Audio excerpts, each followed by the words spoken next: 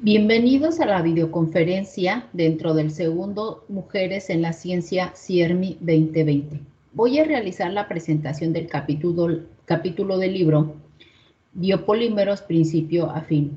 Soy la doctora María Elena Calixto Olalde y estoy adscrita al Departamento de Ingeniería en Materiales del Tecnológico Nacional de México, Campus Irapuato. Este capítulo surgió del interés por conocer un poco más acerca de los biopolímeros, materiales que en los últimos años han generado un gran interés por sus propiedades y potencial sustitución de los materiales plásticos. El contenido que vamos a manejar dentro de esta presentación considera una introducción, una definición y clasificación, métodos de obtención, aplicaciones, etapa final de los biopolímeros, tendencia, conclusión y referencia, las cuales iremos apareciendo dentro de lo que serían cada una de las diapositivas. La contaminación ambiental producida por el postconsumo de los plásticos ha provocado una gran preocupación, por lo que se buscan alternativas amigables con el medio ambiente. Se ha propuesto que los biopolímeros, que son materiales con propiedades similares a los plásticos, pero sin el consecuente daño, puedan ser utilizados como una alternativa, dado que presentan las siguientes ventajas. Son de base biológica y permiten fomentar una industria de plástico sostenible y respetuosa con el medio ambiente. Son biodegradables, biocompatibles y ofrecen una solución para los plásticos que no pueden ser recogidos, biodegradándose sin dejar microplásticos. De ahí la gran importancia de conocer un poco más acerca de estos materiales. Estos materiales son definidos como polímeros naturales o biopolímeros, que son compuestos sintetizados por seres vivos y cumplen funciones biológicas, como en el caso de proteínas, ácidos nucleicos, estructurales, polisacáridos y de defensa o mantenimiento de la actividad acuosa, como serían las biopelículas. Pueden ser clasificados considerando su origen biológico como aquellos que son generados por algas, entre los que se encontrarían el agar, el agarosa, la pectina, la carragenina, entre otras. Aquellos que son de origen de plantas, como sería el almidón, la celulosa, la goma arábiga. Los que son producidos por animales, que sería el colágeno, la gelatina, quitosano, quitina, y aquellos que se obtienen de origen microbiano, como serían el ácido poliglicólico o el ácido poliláctico. Estos son solamente algunos de los polímeros que se mencionan, y en el capítulo se encontrará una gran cantidad de los biopolímeros que tenemos dentro de esta clasificación. Una segunda clasificación abarca lo que sería de acuerdo a su funcionalidad. Entre ellos tenemos que tienen funcionalidad como gelificante, entre los que se encontrarían el agar, la agarosa y el alginato; como espesante, entre los que se encontrarían la goma agar, arábiga, jantana, tragacanto, por mencionar algunas; y como emulsificadores, alginato, goma jantana; y como estabilizadores, goma arábiga, algarrobo, jantana, carragenina y alginato. También aquellos que son empleados en el tratamiento de heridas, sobre todo en regeneración celular, se encontraría el quitosano, la celulosa, el alginato, el ácido hialurónico y el colágeno, por mencionar algunos. En una tercera clasificación, estos pueden ser de acuerdo a la carga de su superficie y pueden ser considerados como aniónicos, aquellos que tienen carga negativa; gomas, como sería el tragacanto, la arábiga, la caraya, la jantana, carragenina, agar, pectina, y entre otras. Los catiónicos, que serían la goma agar modificada; y los no aniónicos, como sería la goma de tamarindo, arabiganos, celulosa y algarrobo. Dentro de la clasificación, de acuerdo a su estructura, pues tenemos que sería la lineal, que sería la pectina, celulosa y algarrobo; y la ramificada, que pudieran ser las gomas arábiga, agar, caraya y amilopectina. Dentro de los métodos de obtención, que resulta un punto fundamental a tratar dentro de la obtención de materiales de biopolímeros, debemos de considerar de manera resumida los siguientes puntos. De acuerdo a su origen, esto es, si se va a obtener de una alga, de una planta, bacteria u hongos; y también hay que considerar el tipo de producción, esto es, si es interna por rompimiento celular o si es un exudado tipo polimérico que no modifiquen la densidad celular o condiciones de operación. Algunos, como los exudados, son aquellos que se secretan al medio ambiente, al medio. Dentro de otros de los puntos que tenemos que considerar se encuentran las condiciones de producción, optimización y control y que sean procesos competitivos.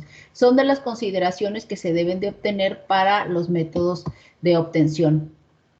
De manera particular, los exopolisacáridos, que son producidos a partir de la revalorización de sustratos residuales de la industria agrícola, también va a tener influencia el tipo de sustrato que se utilice. Por ejemplo, para el caso del alginato puede ser utilizado sustrato de salvado de trigo, cáscaras de papaya o bien el pulido de arroz, melaza. Entre esto, pues lo que va a originar es que cada uno de estos diferentes sustratos nos den cantidades diferentes de polímero. Es importante poder visualizar dentro de la selección de los métodos de obtención aquellos que sobre todo consideren el costo, que se harán procesos competitivos, pero también que pueda darse una revalorización de los sustratos.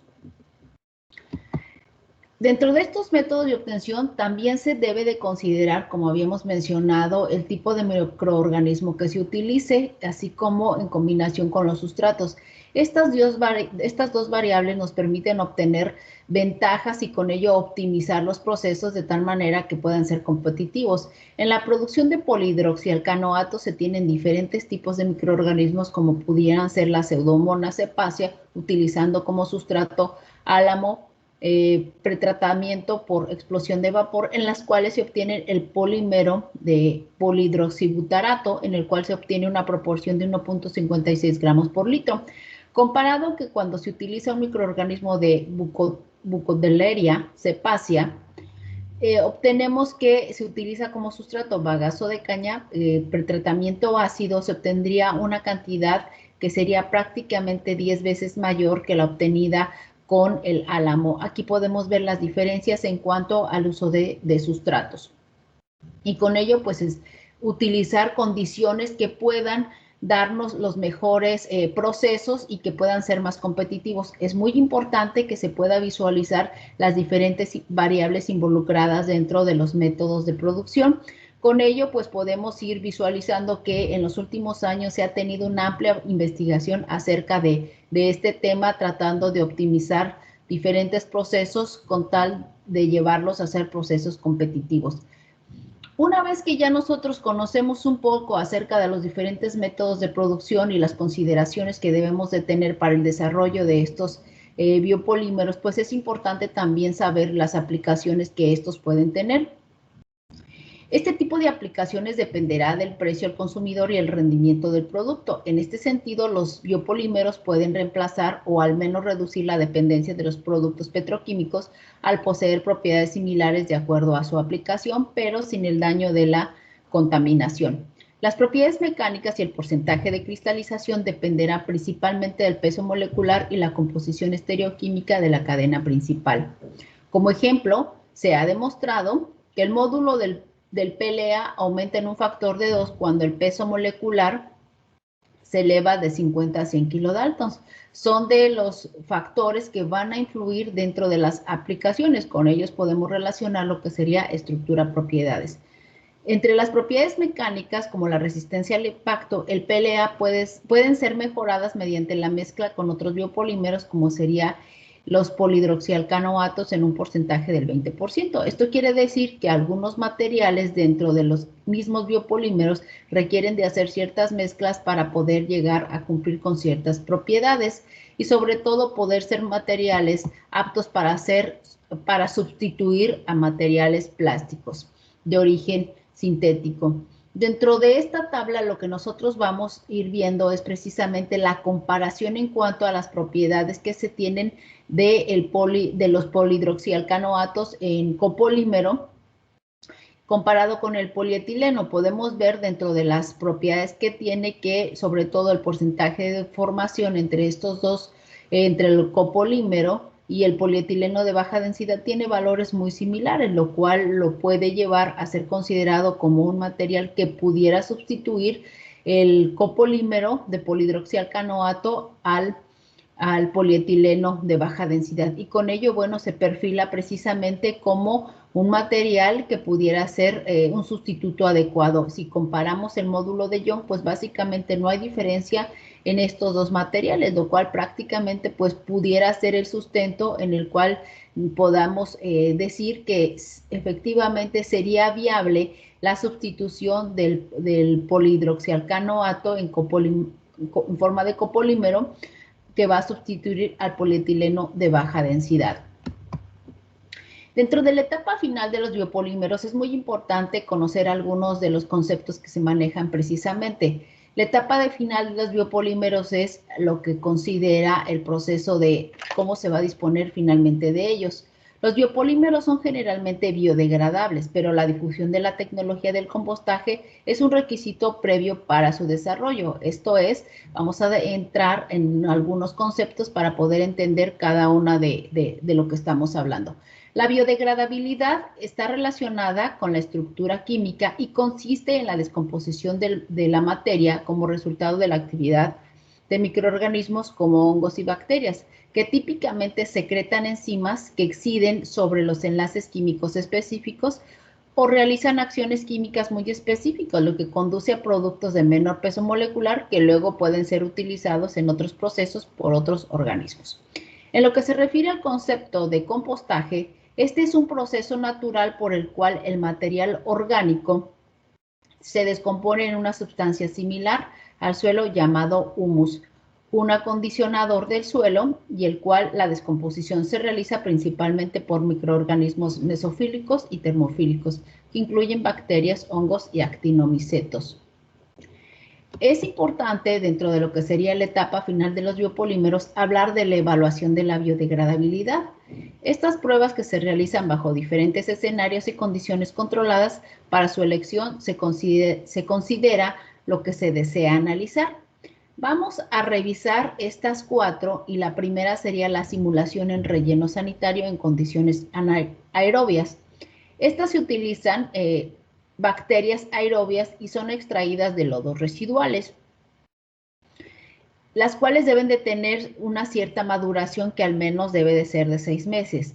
Por la acción de estos microorganismos, el biopolímero se degradará y se transformará en dióxido de carbono, el cual puede ser medido por cromatografía de gases, trampa de carbono o por presión, existiendo también cambios físicos del biopolímero, el cual pueden ser evaluados a través de modificación en sus propiedades mecánicas principalmente. Dentro de lo que se refiere a la simulación en relleno sanitario en condiciones anaerobias, se realiza en un sistema cerrado y el control de temperatura va desde los 35 a los 65 grados Celsius. Se utilizan bacterias anaerobias y los productos que se generan son metano y dióxido de carbono. Un tercer ensayo que se realizaría es el comportamiento en suelo. Este ensayo, el biopolímero, es enterrado de tal manera que queda completamente cubierto. Es un proceso por lotes y los cambios en el material se evalúan en ciertos periodos de tiempo. Esto nos permite ver el avance de la biodegradabilidad de estos materiales. Un cuarto ensayo sería el vermicomposteo. Este ensayo consiste en exponer el biopolímero con suelo obtenido por vermicomposteo. El vermicomposteo es la utilización de lombrices para transformar los desechos en abono. Este ensayo también se produce en lotes. Dentro de las normas que se utilizan principalmente para evaluar la biodegradabilidad de los materiales plásticos, existen diferentes normas, las cuales son redactadas por organismos de normalización, los cuales pueden ser el ISO, el CEM, el ACTM y DIN. Estos organismos internacionales permiten establecer normas que no son más que formas bajo las cuales se van a evaluar cierto tipo de pruebas. Los criterios de clasificación son variados: medio en el que se produce la biodegradación, variables de medida elegida, presencia o ausencia de oxígeno en el medio, entre otros. Por mencionar algunas, nosotros tenemos que la ISO 14852-2005 es la determinación de la biodegradabilidad aeróbica final del material plástico en medio acuoso. Método según análisis del dióxido de carbono generado y se evalúa utilizando la norma ISO 14852. 1999. En general, estas normas de manera específica van a permitir hacer algún tipo de determinación de la biodegradabilidad bajo ciertas condiciones específicas. Es importante tener en cuenta cada una de estas normas para poder ser comparados los procesos de biodegradabilidad y tener trazabilidad con otro tipo de mediciones. Finalmente, la tendencia de los polímeros, de los biopolímeros, pues lo que podemos ver es que de acuerdo al gran auge que han tenido estos materiales, su producción va a la alta. Podemos ver cómo desde 1950 que empezaron estos procesos de producción, ha ido incrementando desde hasta una proyección de 2050 en la cual se tiene pronosticada 1.800 millones de toneladas. Dentro de los retos a superar se encuentran el aumentar la productividad, cuidando la sustentabilidad, disminuir el precio de producción para que sea competitivo frente a los polímeros de origen fósil, utilizando sustratos más económicos, fuentes de carbono, nitrógeno, optimización de condiciones de producción y caracterización. Se fomentará también con ello el desarrollo de ciencias que la sustenten, como la nanotecnología, las ciencias médicas, las ciencias de los materiales, las ciencias ambientales, entre muchas otras. Dentro de las conclusiones de esta presentación, bueno, pues hablaremos que los biopolímeros surgen como una necesidad de adquirir nuevos materiales capaces de sustituir a los polímeros sintéticos o a los obtenidos por fuentes no renovables.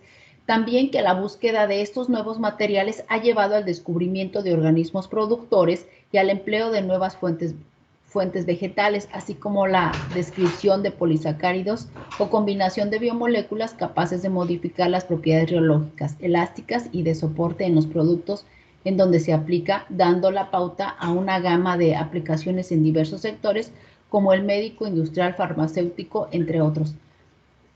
También se considera que su tendencia es el aumento, y esto ha favorecido el número de patentes, publicaciones científicas e industrias de producción de biopolímeros, traduciéndose en un reto por la comunidad científica al sortear las desventajas ambientales y económicas propias de este proceso.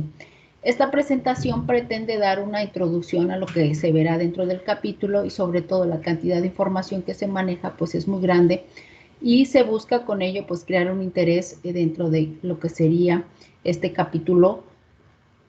Y bueno, por mi parte sería todo. Agradezco su atención.